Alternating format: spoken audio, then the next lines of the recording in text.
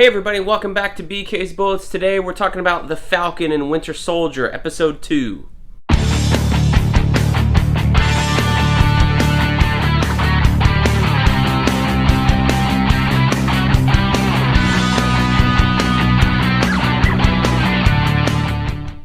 Hey everybody, welcome back to BK's Bullets. As always, I'm your host, Brent, and today we're going to be talking about Episode 2 of the Marvel's television series, The Falcon and the Winter Soldier. Yes, we are in week 2 of 6, talking about Falcon and Winter Soldier, the series on Disney+. But before we get into the review, can I ask you to do one thing?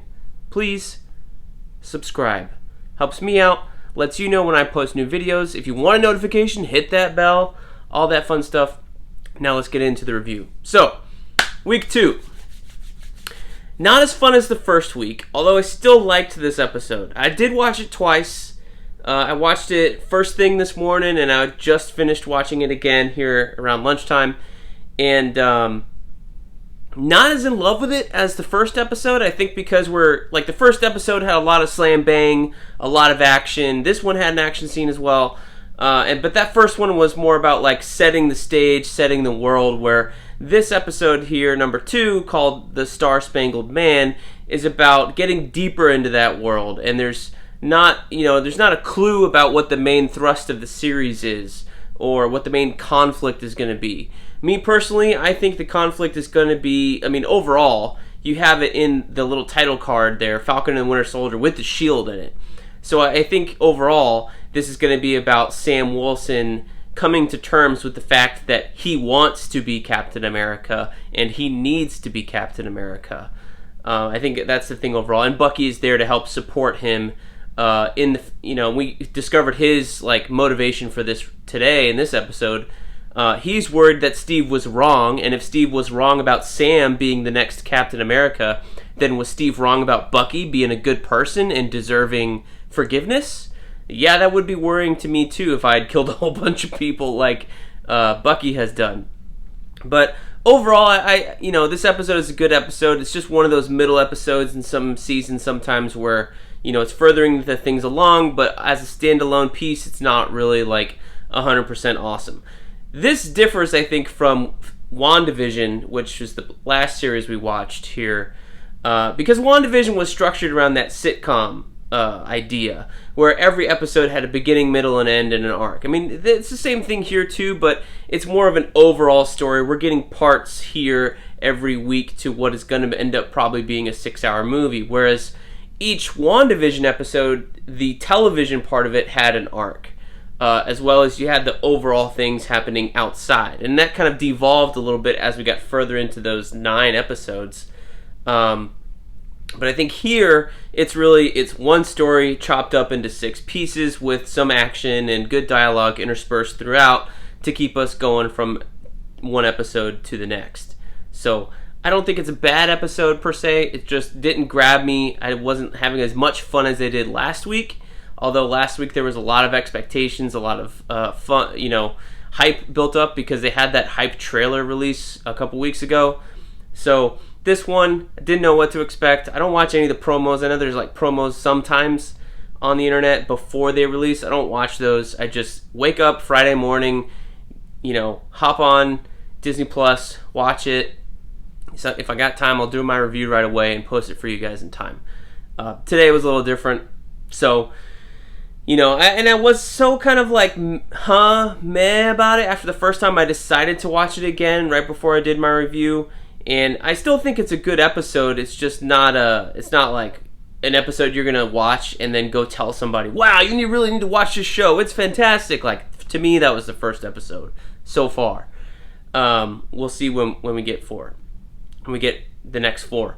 So, what did we learn this episode? Well, we learned about the Flag Smashers. We learned who their leader is. If you've recognized that actor before, she was the bad guy, so to speak, in Solo, the Star Wars story.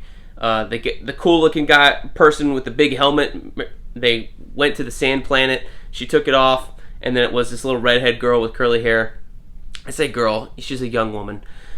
She's actually the leader of the Flag Smashers, as we discover here. I thought it was a pretty neat little thing for her to be sitting in the truck, and they call her a hostage. and she's playing the part when Bucky rips open the door, and she's smiling, and then all of a sudden, kicks him, boom, and Bucky's like, she's not a hostage! That was a whole lot of fun. We learned about Isaiah. Now, this is a character, Isaiah Washington. He is the original, I guess you want to call it, Captain America. There was a series that came out in the 2000s, I think written and drawn by Kyle Baker. I've never read it. I mean to go back and read it and find it somehow. But anyway, the idea was the U.S. government, actually experimented on black people, black soldiers, before they actually put it into Steve Rogers. So this was the first successful attempt. I think, again, I haven't read the story. I need to go read it. But I believe the idea was there were unsuccessful attempts and people did die. And it's kind of the ugly truth behind the super soldier program, is that there were a lot of people that got really messed up from them working through these versions of this formula. Isaiah Washington, or Bradley, maybe it's his last name. They didn't say it in the episode, that's why I'm blanking here. Anyway, Isaiah was the person that was the first successful one, and I think he had a uniform and stuff. And the MCU is kind of grabbing that idea, although we don't know if there was an overlap in between him and Steve, if Steve was really the first or if Isaiah was. But just the idea that there is a black super soldier that was around in the 50s during the Korean War, and nobody knew about it except Bucky. And Bucky only knew about it because he was the enemy at the time, as functioning as the Winter Soldier. So that was a cool idea. We got his grandson here. Little note, remember when I was talking about the Young Avengers when we were talking about the later episodes of WandaVision? Isaiah's grandson in the comics is Patriot, and he is one of the members of the Young Avengers. Now, I don't know if this actor in particular is going to be a member of the Young Avengers. He was in 2 shots, and we only saw his face 1 time. So it didn't seem like he got a full presentation of, here's your Patriot, or the future Patriot, if we go down that road. Maybe not. I don't know. The 2 things, we'll see if he shows up again later in this series, if he becomes a bigger player and they start delving into him, receiving the super soldier serum, or something like that, or through genetics, because in the comics it's passed down, I think. Or no, it's not passed down. His brother was passed down. Anyway, there's a whole thing in Young Avengers Volume 2 where you find out about Patriot's origins. He says he got his powers from his grandfather, that it's genetic. Turns out it really wasn't, and it's not until there's a blood transfusion between his grandfather and the character of Young Patriot that he actually gets him full time. So that's that. So again, we'll see if this character becomes Patriot down the line. If he gets featured more prominently in future episodes, I think there's a good chance he could become the Patriot if we do have a Young Avengers series or movie announced later on down the line. I hope so. I really like the idea of the Young Avengers, and it seems like we're racking them up with Tommy and Billy still being alive at the end of WandaVision. You got Kate coming in with Hawkeye. You got the introduction of Patriot here, kind of, sort of. So we shall see, right? So the other thing, the main thrust of this, the episode's called The Star-Spangled Man. So let's talk about him. Let's talk about John Walker. He is our new Captain America, and they did a little bit to soften him up here. In the comics, he's kind of an asshole. He's not really the nicest guy on Earth, and I think they're taking him in a different direction here in the MCU. Number 1, he's not called U.S. Agent yet. We'll see. He is Captain America. He's Steve's replacement. That was the same idea when he was introduced in the comics. Again, I haven't read all those comics. I just know the history of, here's U.S. Agent, here's his history, that kind of thing. He's also got a sidekick, Lamar Hoskins, codenamed Battlestar. I didn't realize that this was a real character until I was Googling it in between the viewings of these episodes. So yes, Battlestar is a real character in the Marvel Universe. There's a real character in Lamar Hoskins. That's his ID. And he also has ties in the comics to Captain America. I think he served as a Bucky or something like that in the 70s or 80s, or that's his history anyway. There's a lot of weird stuff with Captain America because the idea was Cap was born, made in World War II, then gets frozen over in ice, and then found by the Avengers in the 60s when those comics came out.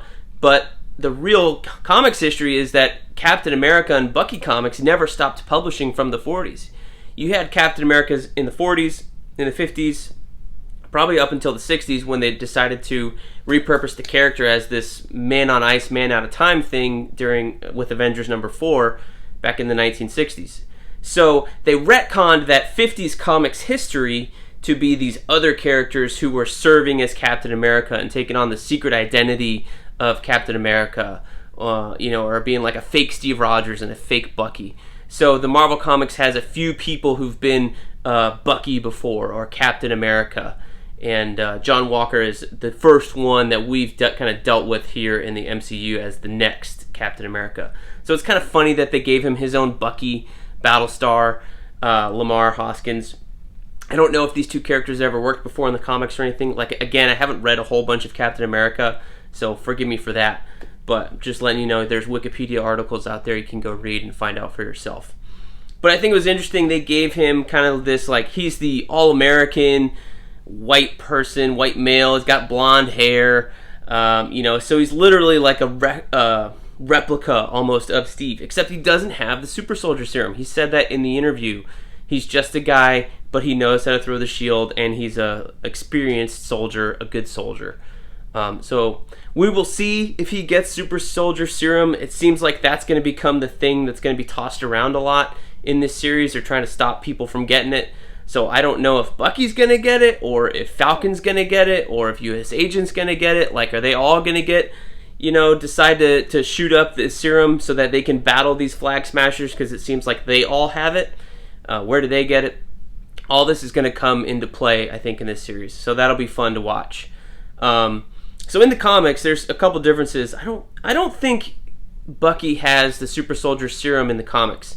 He's just a guy with a metal arm, and it seemed weird to me that he was in this show. He was standing in this I don't know what it was, a C-130, I think, and going, we're 200 feet above air, I don't need a parachute, it's too low for one anyway, and just jumps out of the plane hoping his arm will break his fall. Where it seemed like he was using his arm to block the trees and stuff, but he should have landed on it, and instead he lands on his back. If you don't have anything but a metal arm, and you land on your back like that from 200-foot drop, I still think you're going to break a couple bones in your back. So for me, I feel like they need to give Bucky a power-up if they're going to play him this way. He might need some super soldier serum. In the comics, Falcon also has some superpowers. Like, all of his stuff, his wings are technological, but he still can talk to birds through some weird powers. He does have enhanced strength and like vision and stuff like that through powers. I don't know how he got them in the comics, but so if they're going to do that, they need to give this Falcon a power-up as well, if they're going to make him Captain America. Now, his wings are so technological and so cool in the MCU, maybe he doesn't really need it. Seems like he's very proficient, as we saw in the last episode, without these powers or whatever he has in the comic books. But it would be interesting to see them give Falcon this super soldier serum and see where that goes. So, again, we got regular characters doing super soldier stuff. I think they need the power-up if they're going to try and justify this as, real, or so to speak. I mean, Marvel has this realistic bent kind of thing. And even Bucky, they never really talk about anything other than he's been trained, and he's got this metal arm. I don't think having a metal arm, even this one is made in Wakanda with the black and gold stripes, I don't think it would, give you super strength in the rest of your body unless Wakanda hooked you up with some other stuff that we don't know about yet. I don't know. We'll see where this goes. So, Falcon Winter Soldier, it's a good episode. Not the best so far, but hey, yet again, we've only are 2 in to the 6th episode run. So I will see you guys next time back here on Fridays for another episode of Falcon and the Winter Soldier. Check out our other releases this weekend. I did a live reaction of the Suicide Squad trailer from James Gunn. That is up. I will have an Invincible review up for you tomorrow, and we got a guest review of another DC animated classics from Jim on Sunday. So we will see you guys right here on BK's Bullets all weekend long. We'll see you next time in the Funny Pages.